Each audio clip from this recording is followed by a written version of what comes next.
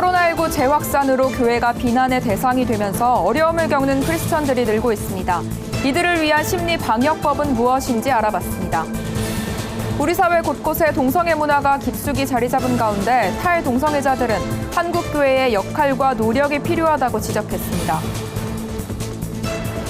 코로나19 재확산으로 피해를 입은 사랑제일교회 주변 상인들을 돕기 위한 모금 활동이 시작됐습니다. 죽음의 두려움을 부활의 소망으로 이겨낸 사람들의 이야기를 담은 영화 부활 그 증거가 언론에 첫 공개됐습니다.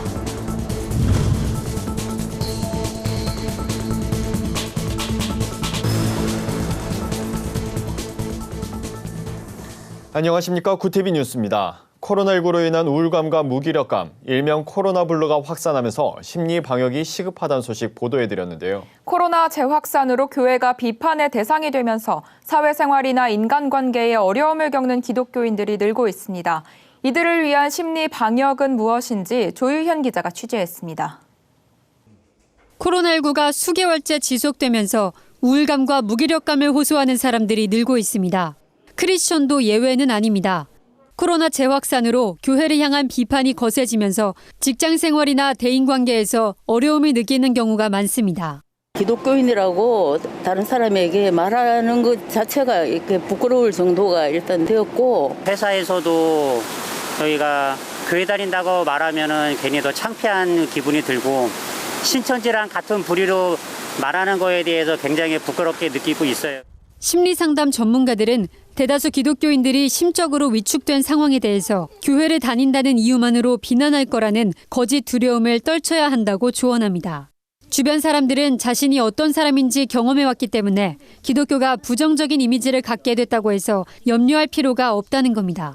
기독교는 내가 들은 종교이고 대신 내가 이 교회를 다니고 있는 이 친구는 내가 경험한 친구예요. 내가 들은 것보다 내가 경험한 것이 훨씬 더 한 개인에게 있어서는 중요한 정보이고 1차 정보가 되기 때문에 교회 차원의 심리 방역도 이뤄지고 있습니다. 사회적 거리두기로 모이지는 못하지만 다양한 온라인 플랫폼을 활용해 성도들을 위로하는 겁니다. 목회자들은 이런 때일수록 기독교인으로서 사회적 책임을 다하며 자신의 역량을 묵묵히 발휘할 때라고 입을 모았습니다. 우리가 사회적 책임을 결코 소홀히 하지 않고 모든 일을 죽게 하듯 한다라면 오히려 세상으로부터 더 신뢰받고 존경받는 그런 삶을 살았으면 좋겠습니다. 구티비 뉴스 조유현입니다. 차별금지법 제정 움직임에 동성애 조장과 확산을 우려하는 목소리가 높습니다. 하지만 이미 우리 사회 곳곳에는 동성애가 깊숙이 뿌리내린 실정인데요. 탈동성애자들은 동성애 폐해를 알리는 것을 넘어 한국교회의 역할과 노력을 요구했습니다. 최상경 기자가 취재했습니다. 서울 강남의 블랙수면방입니다. 이곳은 남성 동성애자들끼리 성행위를 벌이는 공간으로 지난 5월 코로나19 확진자 동선에 포함되며 세간에 알려졌습니다. 당시 감염 전파 장소로 지목되면서 잠시 문을 닫았지만 현재는 간판만 떼어낸 채 여전히 영업을 하고 있습니다. 블랙수면방 운영하고 있나요? 하는 걸로 알고 있어요. 낮에는 모르겠고요. 저녁에는 조금 오는 것 같아요. 이곳 외에도 아직도 시내 곳곳에는 동성애자들이 모이는 클럽이나 찜질방들이 버젓이 운영되고 있고 인터넷상에는 동성애를 긍정적으로 포장한 콘텐츠가 넘쳐나고 있습니다. 에이즈를 비롯한 각종 성병은 물론이고 항문 괄약근 파괴로 인한 변실금, 우울증과 자살 등 동성애의 폐해는 상상 그 이상입니다. 3년 전 동성애에서 벗어난 이요셉 씨는 동성애자로 살았던 과거가 후회스럽기만 하다고 고백합니다. 세상을 아름답게 보지 못했던 거, 세상이 다 그냥 지저분한 시각으로밖에 안 보이거든요. 어떻게 하면 저 사람이랑 잘까 뭐 이런 생각밖에 안 하니까. 동성애도 죄의 하나고 해결이 될 수 있고 그리고 주님께 나아오면 동성애를 경험했던 사람들은 한결같이 동성애에 빠지지 않도록 폐해를 알려주는 예방 활동이 매우 중요하며 이미 빠진 경우 속히 벗어날 수 있도록 도와줘야 한다고 강조합니다. 40여 년간의 동성애 생활을 끊고 탈동성애 사역을 하고 있는 이호나 목사는 복음만이 동성애자들을 회복시킬 수 있다며 한국교회의 관심과 노력을 당부했습니다. 동성애가 얼마나 악하고 더럽고 한 것은 우리 이제 교회에는 다 알아요. 이제 그러면 교회가 할 일은 무엇인가를 우리가 생각해야 돼요. 우리 교회는 복음의 본질로 가자. 그들에게 복음을 전해서 영혼을 구원하고 동성애가 하나의 문화로 자리 잡은 이때 동성애의 실상을 알리고 그들의 회복을 도울 수 있도록 한국교회의 지혜로운 접근과 전략이 시급해 보입니다. 구티비 뉴스 최상경입니다. 코로나19가 재확산된 진원지로 사랑제일교회가 꼽히면서 주변 소상공인들의 피해가 적지 않은데요. 사랑제일교회와는 관계없는 젊은 목사들이 나서 먼저 사과하고 이들을 돕기 위한 모금 활동을 시작했습니다. 차준환 기자입니다. 교회발 코로나19 재확산, 그 원인으로 8.15 광화문 집회와 사랑제일교회 정광훈 목사가 지목되면서 한국교회를 향한 시선은 따가워졌습니다. 특히 집단 감염이 발생한 사랑제일교회, 그 주변 소상공인들의 분노는 커져만 갑니다.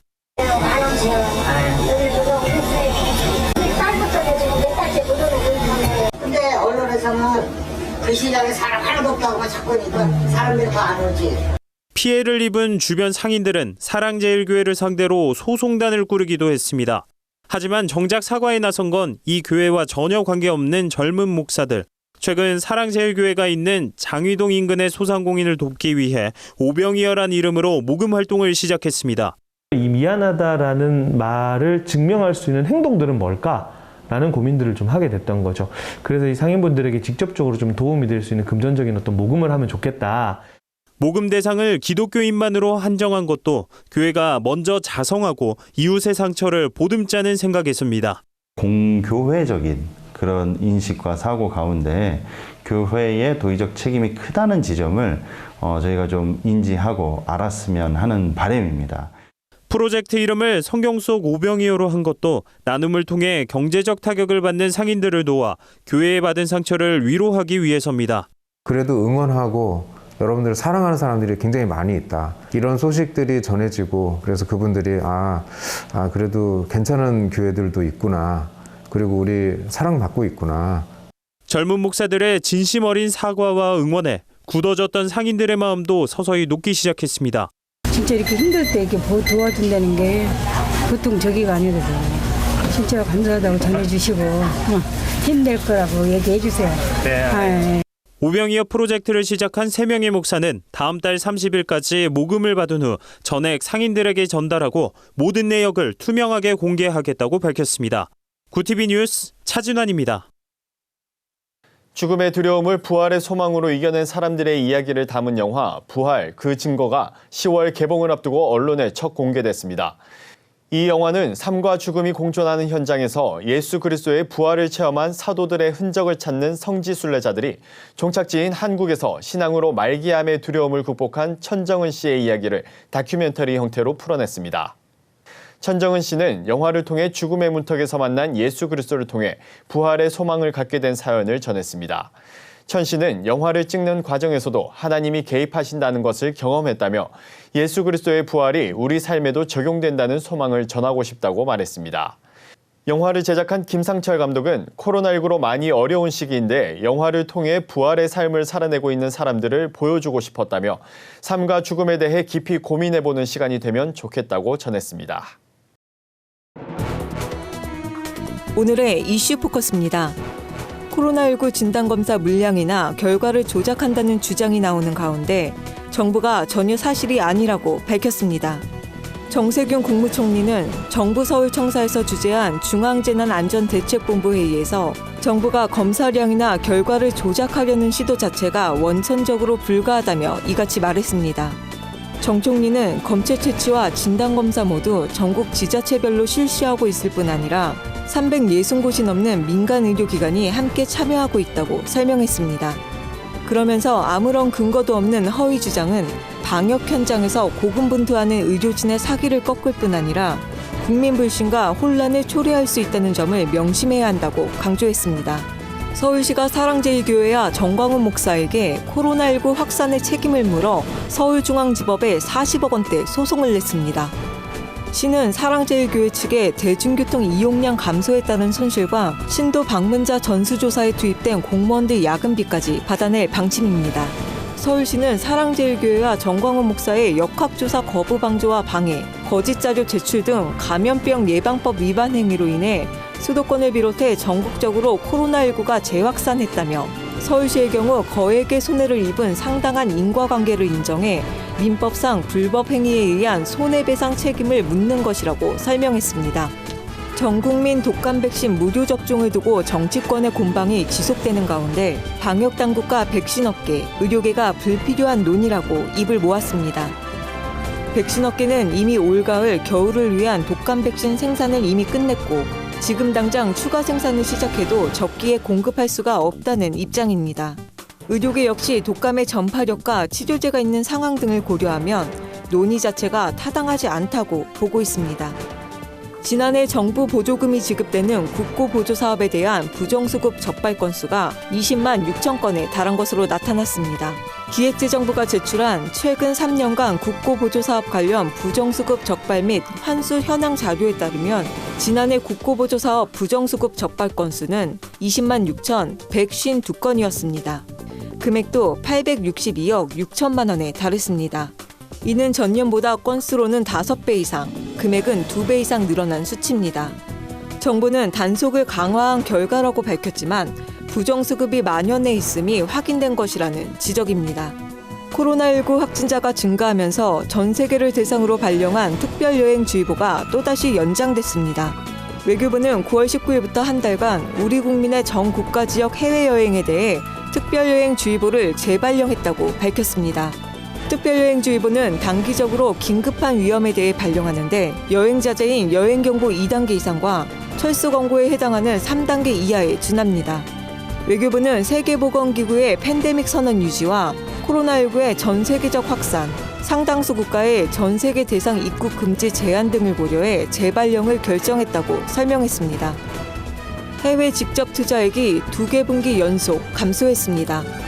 기획재정부가 발표한 2분기 해외 직접 투자 동향에 따르면 2분기 해외 직접 투자액은 121억 4천만 달러로 나타났습니다.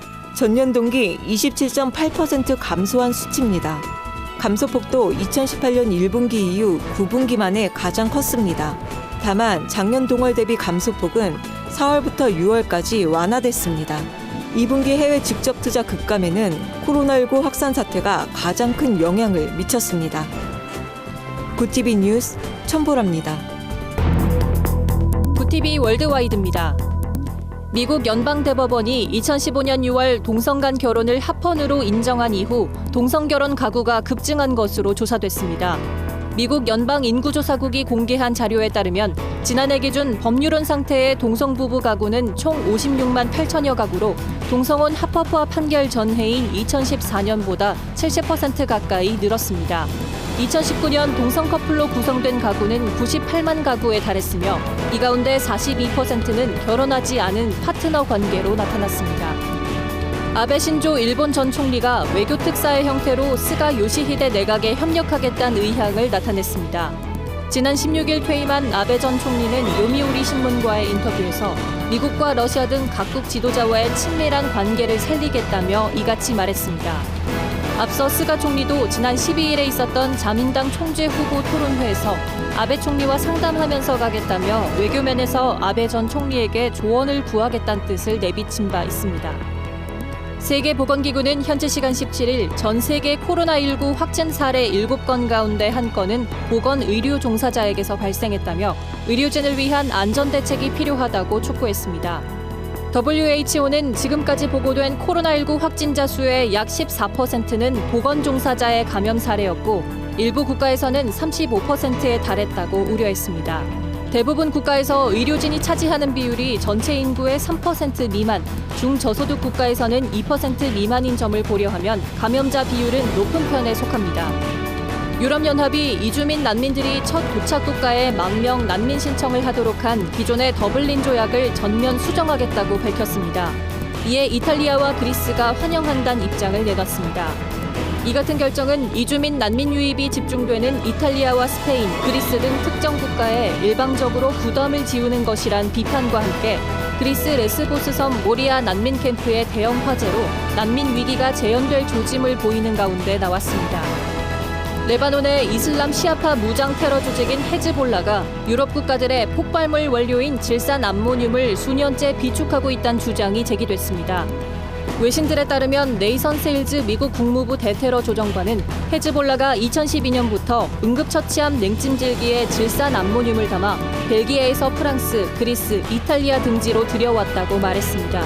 세일즈 조정관은 헤즈볼라는 무기를 현장에 비치해두고 언제라도 중대 테러를 일으킬 수 있도록 한 것이라고 주장했습니다. 구티비 뉴스 김민주입니다. 글로벌 선교 방송단과 함께하는 교계 소식을 이정은 기자가 보도합니다. 서울 대치순복음교회가 줌으로 러시아 현지와 연결해 선교 예배를 드렸습니다.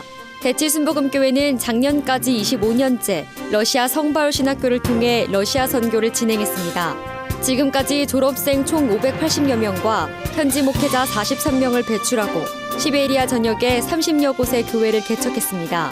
한별 목사는 언택트 시대에도 러시아 선교는 멈출 수 없다며 이렇게라도 예배드릴 수 있게 하신 하나님께 감사드린다고 전했습니다. 교회 세습 반대운동연대 세바녀는 오는 21일 예장통합총회 앞에서 명성교회 불법 세습의 신속한 치리를 촉구하는 기자회견을 가집니다. 세바녀는 이번 통합총회는 명성교회 불법 세습을 돌이킬 수 있는 마지막 기회라며 명성교회 수습전권위원회 수습안을 철회함과 동시에 총회 헌법에 따른 명성교회에 대한 치리가 이루어져야 한다고 주장했습니다. 대한예수교 장로회 총회와 사단법인 복음의 전함이 17일 업무 협약을 맺었습니다. 이번 협약에 따라 양기관은 지역 복음화를 위한 다양한 콘텐츠를 공유하며 협력을 강화해 나가기로 했습니다. 총회장 김태영 목사는 복음의 전함이 세계 각국의 광고를 통해 복음을 전하는 열정을 보고 감동받았다며 비대면 시대에 알맞는 전도 방법을 통해 복음이 더 멀리 뻗어나가길 바란다고 전했습니다. 에스더 기도운동본부가 18일부터 11월 8일까지 52일 느헤미야 철야 기도회를 유튜브 생중계로 진행합니다. 이번 기도회에서는 국내외 영성사역자들과 분야별 전문가들이 강사로 나섭니다. 기도운동본부 측은 지금은 코로나19 종식과 한국교회와 대한민국의 회복, 그리고 복음통일과 통일선교 한국이 속히 이뤄지도록 기도가 절실한 때라며 성도들의 참여를 독려했습니다. 구티비 뉴스 이정은입니다. 차별금지법 제정이 추진되면서 동성애에 대한 찬반 논란이 뜨겁습니다. 물론 인권도 중요하지만 탈동성애자들은 그들이 동성애에서 벗어나도록 돕는 게 더 필요하다고 호소합니다. 무엇이 근본적으로 동성애자들을 위한 일인지 생각해봐야 할 것 같습니다. 이상으로 뉴스를 마칩니다. 오늘도 함께해 주신 여러분 고맙습니다.